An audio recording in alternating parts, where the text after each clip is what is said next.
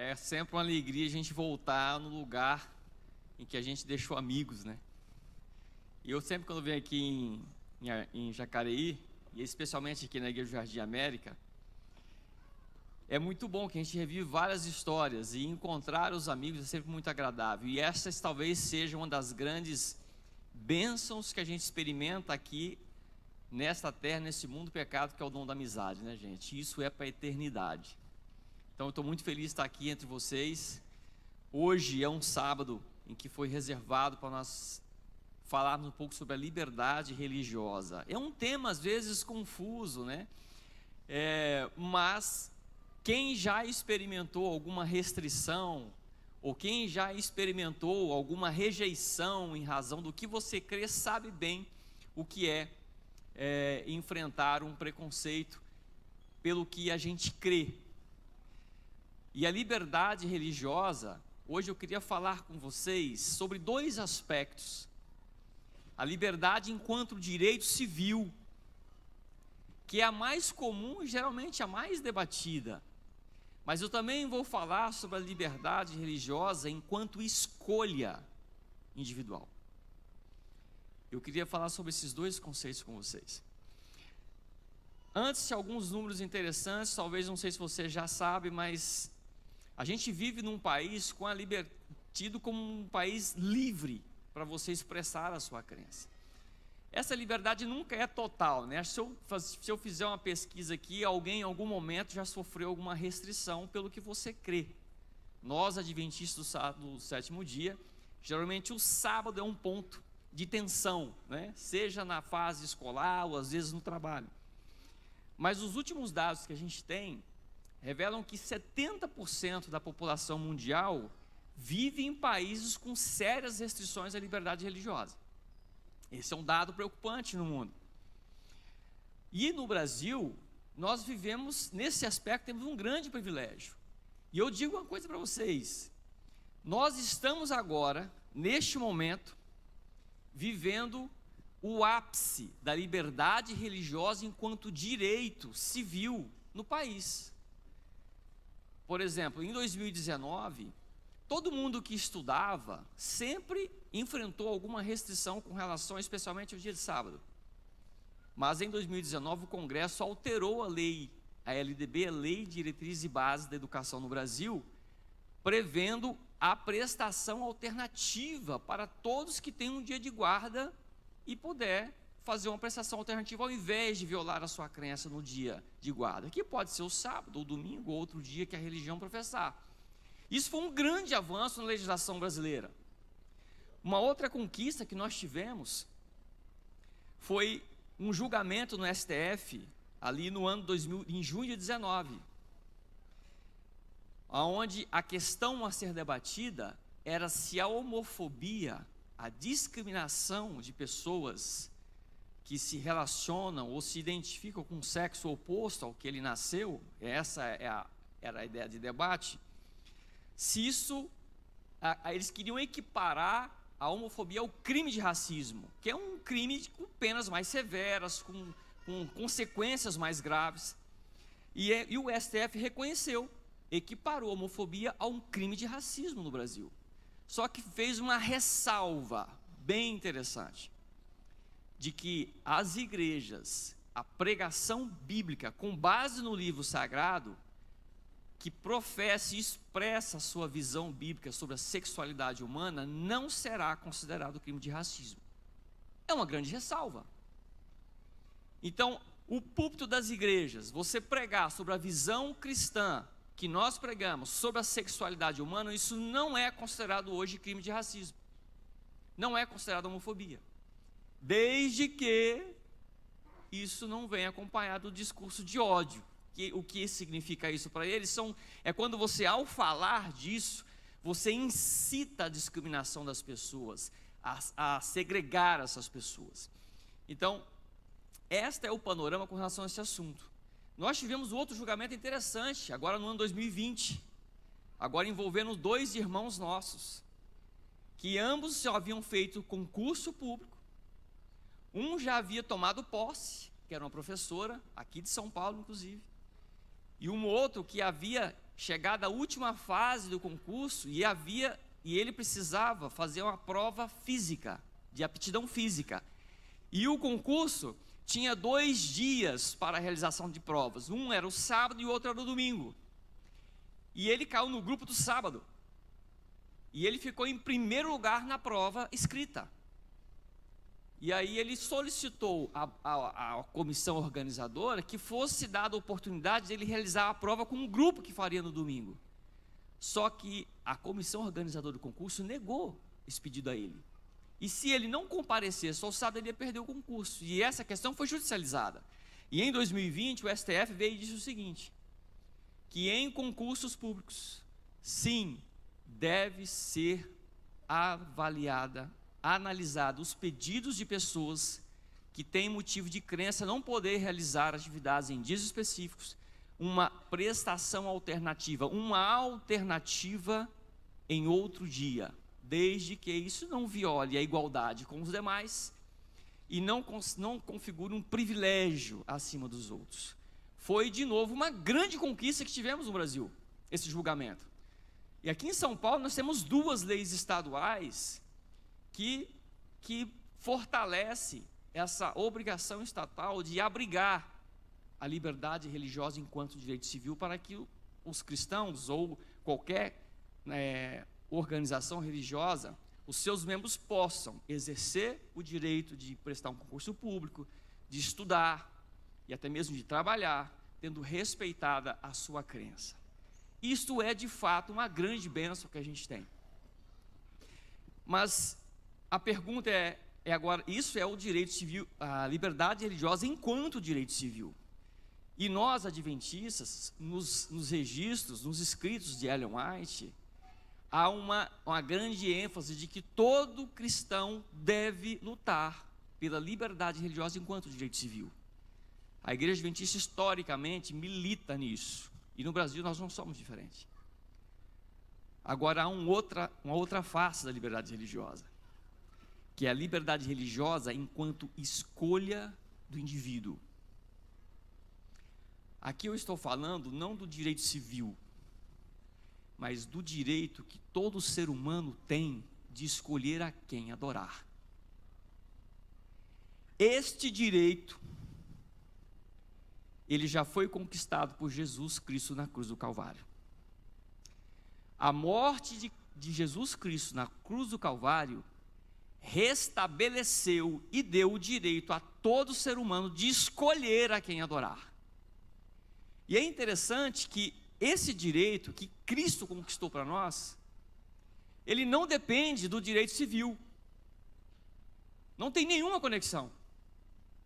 Ainda que nós hoje vivemos um país livre, uma liberdade confortável comparada a outros, mas ainda que você viva num país de extrema restrição a você exercer a sua liberdade de crença, a liberdade de escolha de adorá-lo, esta ninguém pode tirar, porque Deus já garantiu na cruz do Calvário.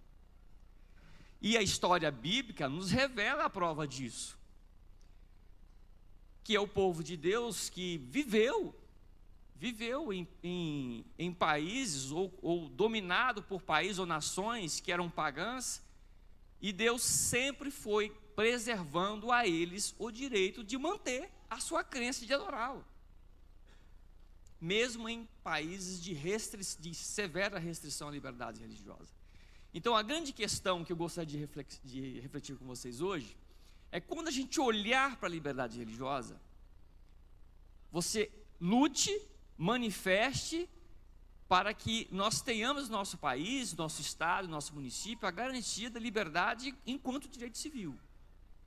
Mas quando você a tem, qual é a sua escolha? Esta é a grande questão que define o rumo de todo ser humano. Quando você tem a opção de escolher a quem você escolhe adorar, porque essa liberdade de escolher a quem adorar, ela não depende do direito civil. Deus garante a todo ser humano, se ele escolher adorá-lo. E por quê? Agora eu queria convidá-los a abrir a Bíblia no livro, na carta de Gálatas.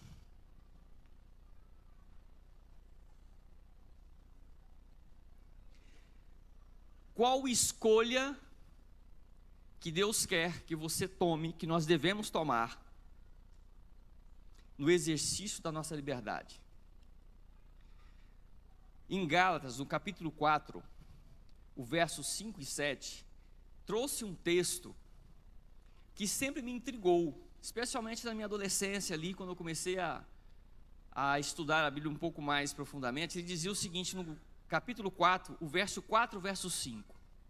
Gálatas capítulo 4, verso 4 e verso 5. Ela diz assim na versão que eu tenho: mas quando chegou a plenitude do tempo, Deus enviou seu Filho nascido de mulher, nascido debaixo da lei, a fim de redimir os que estavam sob a lei, para que recebêssemos a adoção de filhos. Eu me perguntava por que Deus precisava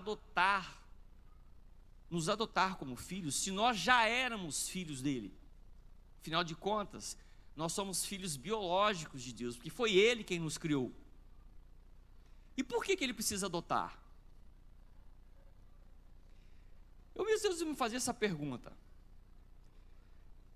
Aí quando nós olhamos ao que Jesus disse a respeito do julgamento, e agora eu queria que vocês fossem para o livro de Mateus, Mateus capítulo 25.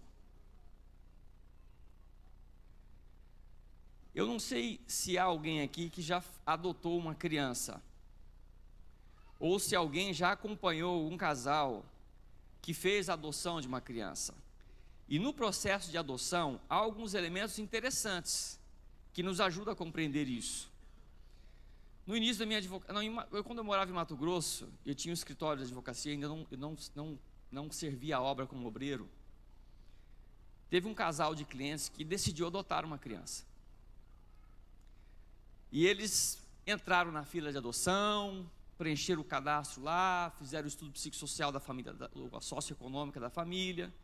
E chegou um dia, então, que o juizado da infância e juventude, através do conselho tutelar e os grupos que assessoram o judiciário nesse processo de adoção, entrou em contato com eles e disse que havia uma criança que se encaixava no perfil deles, que eles desejavam.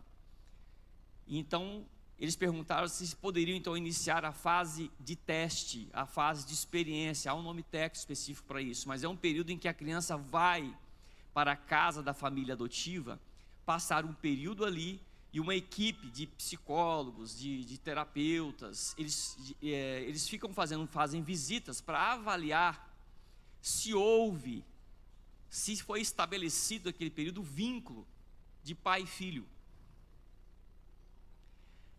Se esse período se estabelecer, eles juntos, convivendo em casa, e o vínculo se estabelecer, a adoção sai, ela é procedente.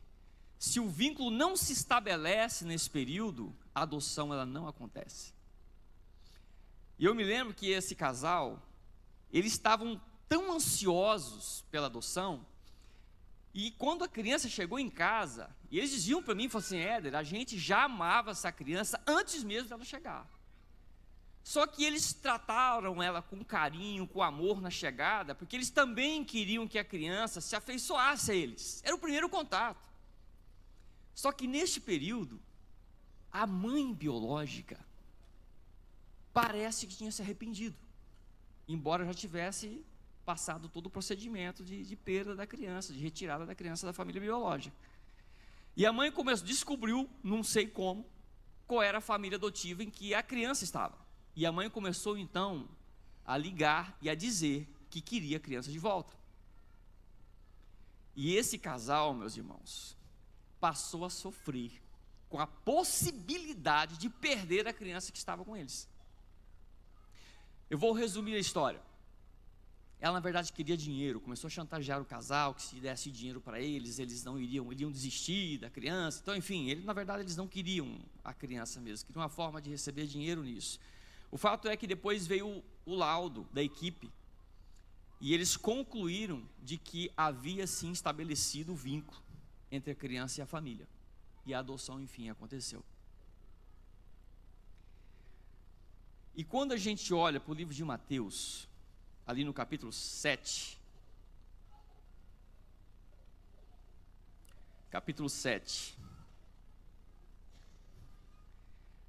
a partir do verso 21, Jesus Cristo retrata, me perdoe, irmãos, capítulo 25, me perdoe, primeiro 25, capítulo 25 de Mateus, verso 31. Jesus Cristo está falando do dia do julgamento. E ele diz, a partir do verso 31, que naquele grande dia de glória, todos os anjos, ele diz assim, quando o Filho do Homem vier na sua glória com todos os anjos, e assentar-se-á em seu trono na glória celestial, todas as nações serão reunidas diante dele, e ele separará uma das outras, como o pastor separa as ovelhas dos bodes, e colocará ovelhas à sua direita e bodes à sua esquerda. E ele diz no verso 34, então o rei dirá aos que estiverem à sua direita, venham benditos do meu Pai, recebam como herança o reino que lhes foi preparado desde a criação do mundo. Os que estiveram, e aí o texto, ele começa a dizer as características das pessoas que estavam à direita e à esquerda, e vocês conhecem, aí os da direita perguntam, mas Senhor, ele diz, vocês que deram comida, que deram bebida quando eu precisei, vocês sempre estavam, e as pessoas diziam, olha Senhor, quando foi que fizemos isso? E aí Deus dirá, quando vocês fizeram aos meus pequeninos, a mim também o fizeram. E os que estavam à esquerda, eram aqueles que podendo agir com misericórdia, os que necessitavam não faziam, enfim. E Deus vai dando essa separação, e é interessante que no início ele diz que era a herança que eles estavam recebendo. E quem recebe herança é só filho. O biológico ou o adotivo. Então você, fazendo essa aplicação, Cristo ele veio, morreu por nós, e dá a oportunidade de nós fôssemos adotados como filhos, e esses filhos que recebem adoção, receberão o reino como herança. Agora sim, no capítulo 7 de Mateus,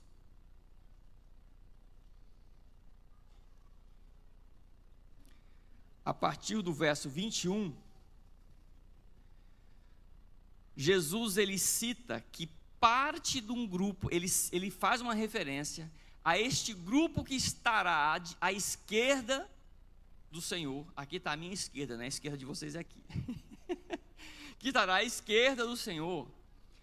Há um grupo que se levantará e discordará da conclusão de Deus. E ele diz assim no verso 31. No verso 21 do capítulo 7, nem todo aquele que diz, Senhor, Senhor, entrará no reino dos céus, mas apenas aquele que faz a vontade de meu Pai, que está nos céus. Bom, aqui Jesus estava dizendo que no grupo da esquerda, haverá um outro grupo que se levantará e vai entrar com um pedido de investigação de paternidade. Não é?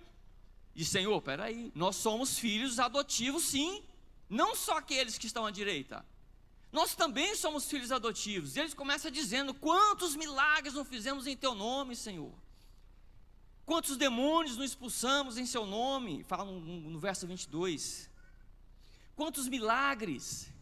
Ou seja, haverá um grupo na esquerda, um outro grupo dentro desse grande grupo da esquerda, que vai entrar com um pedido de investigação de paternidade, para dizer, nós também somos filhos como aqueles que estão à sua direita. Não, nós somos filhos. Eles começam então a apresentar provas, que é os milagres que eles fizeram em nome de Jesus.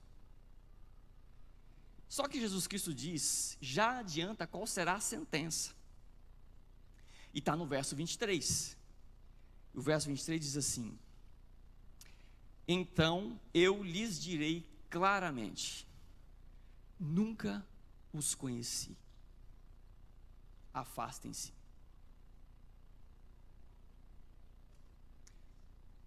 Note que Jesus não está dizendo que vai, não diz, eu nunca os amei. Jesus não dirá, eu não morri por vocês.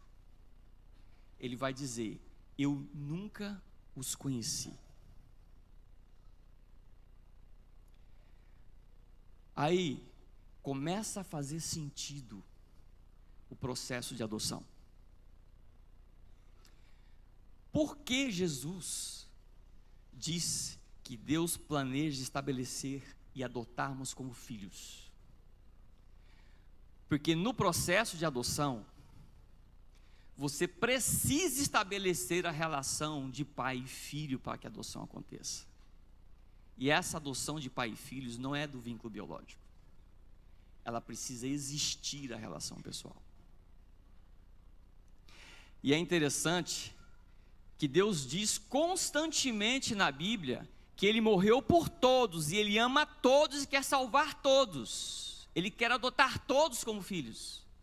Mas acontece que para a adoção acontecer, o adotado precisa querer.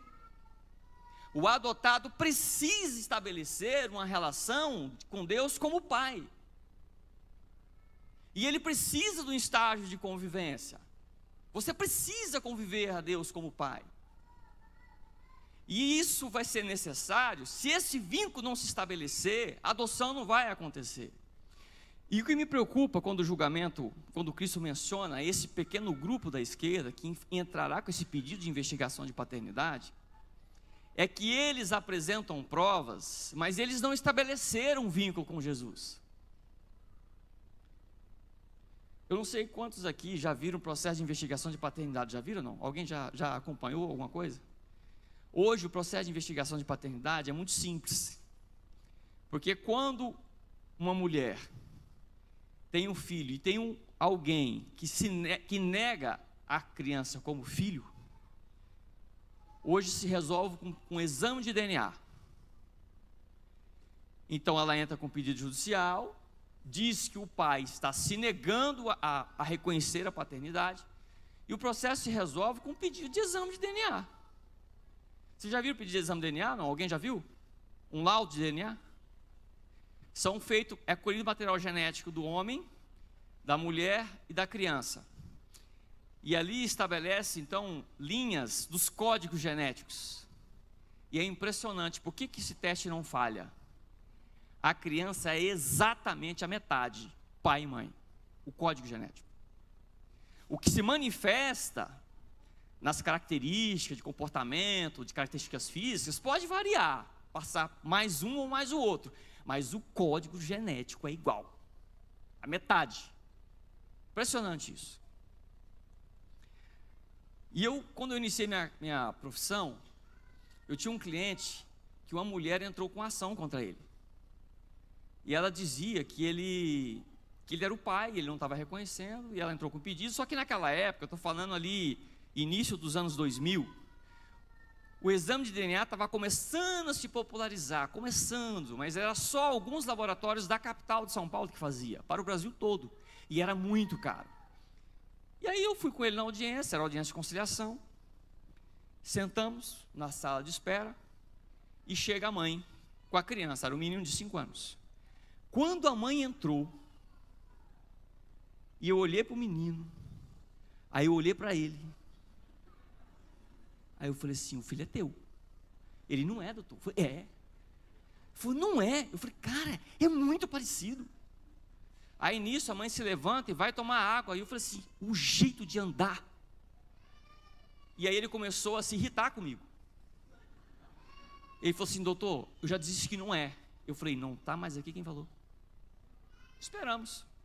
Chegou a hora da audiência, o juiz chama, entramos nós 4. Eu, ele, a mãe, nós 5. A mãe, a criança e o advogado dela. Aí sentamos na mesa de audiência, tal. O juiz está ali preparando para iniciar.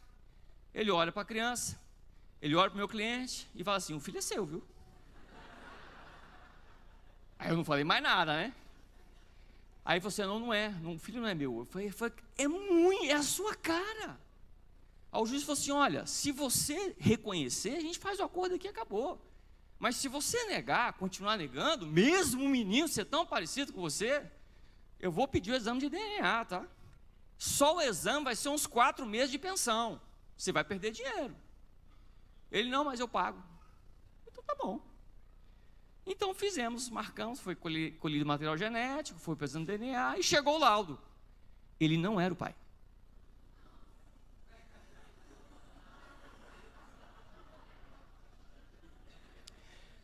Com isso, você vê que o gen que manifesta as características não é muito confiável. Por que eu estou trazendo essa história para vocês? O momento de você estabelecer a relação de pai com Deus é agora, é hoje.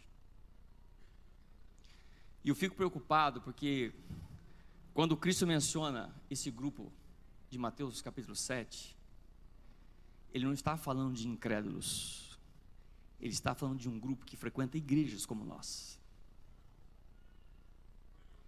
Aquela mulher,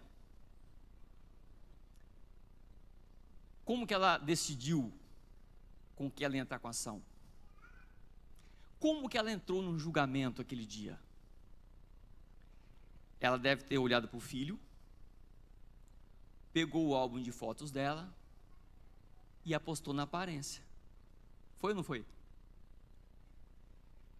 O que Cristo espera, e Ele está querendo ensinar para nós aqui, é que você aproveite a liberdade religiosa que você tem de escolha e decida hoje escolhê-lo como Pai e como Deus. Porque se você não fizer isso hoje, naquele dia você vai chegar no julgamento tentado a entrar apostando na aparência, como fez essa mulher. E a resposta que você vai receber já está aqui. Mateus capítulo 7, verso 23. Eu gostaria que hoje, o sábado, que nós aqui no Jardim América retiramos para refletirmos sobre a nossa liberdade que temos, você escolha a resposta que você quer receber naquele dia. Vinde benditos do meu Pai, meus filhos adotivos, e recebam a herança que vocês têm direito, pelo que Deus oferece. Ou a resposta: eu nunca os conheci. Não deixe, meus irmãos, não deixe que os compromissos e a rotina do seu dia faça você ignorar a relação com o Pai, como Deus e como Deus, e como Pai e como Deus, e você como filho e como adorador. Porque tudo o que vai acontecer naquele dia foi revelado. A oportunidade e a graça dele nos estende hoje. E ele convida que você faça esse período de convivência com ele aqui. E é interessante porque, sabe aquela frase, pai é quem cria? Nunca fez tanto sentido para mim quando eu olhei para esse texto. Filho será aquele que conviveu com o pai, não aquele que foi gerado por ele. Filho é aquele que escolheu naquele dia, durante a vida aqui e agora, adorá-lo como Deus acima de todas as outras coisas. E estas pessoas receberão o título de filhos adotivos neste dia do juízo. Nós estamos numa fase de convivência e para estabelecer essa relação com ele, mas a certidão, a sentença, a certidão de filho adotivo será dada naquele dia a todos que escolherem hoje livremente usar a sua liberdade de escolha, independente do direito civil lhe garantir isso ou não. A liberdade de escolha Cristo já garantiu para você. Escolha adorá-lo, escolha como Pai, conviva com ele, para que naquele dia do juízo vocês não entrem no julgamento apostando na aparência.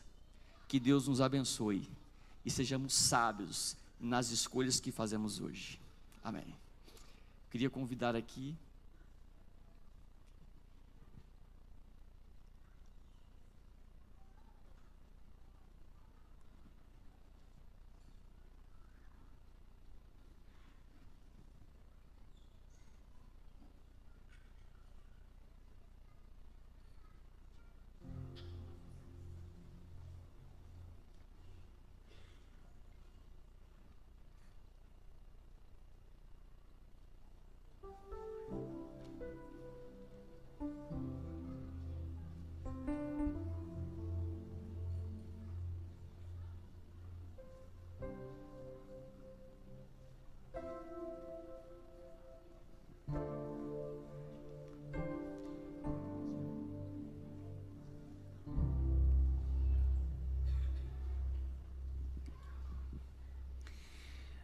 Vamos ficar em pé para finalizarmos então o nosso culto desta manhã, cantando juntos Pés na Terra, Olhos no Céu, número 406 do nosso inário.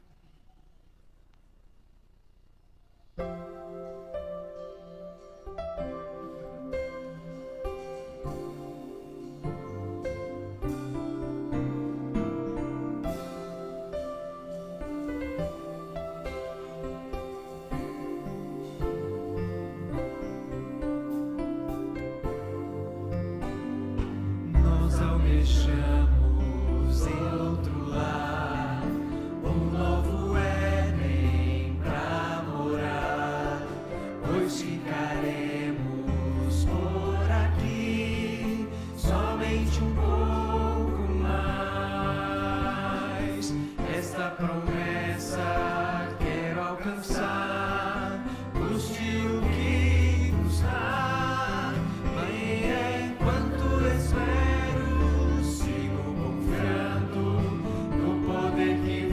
Com os pés na terra e os olhos no céu, eu vou